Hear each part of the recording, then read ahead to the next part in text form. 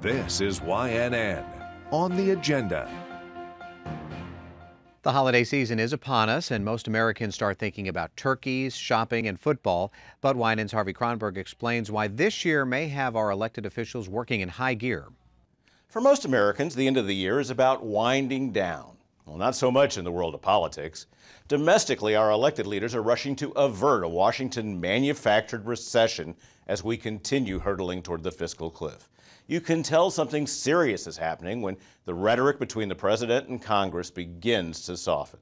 But having wasted the year since the debacle that nearly had the United States defaulting on its debt, it's not at all clear that negotiation can produce anything before January other than a broad framework for moving towards some kind of resolution next year. Promising yet again to do something serious next year may temporarily avert crippling tax increases and massive spending cuts scheduled to kick in on January 1.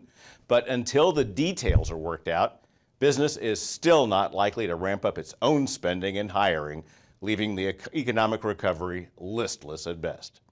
Here in Texas, speaker politics will move to the front burner in the weeks immediately before the next session.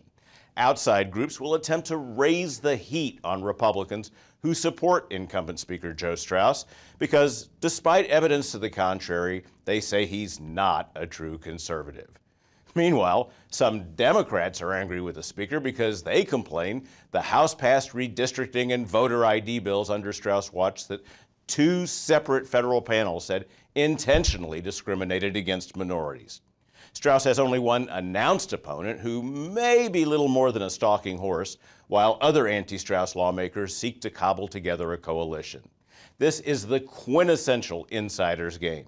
In effect, the outside anti-Straus forces want a heavy-handed speaker to dominate the House and to drive what they consider to be a conservative agenda.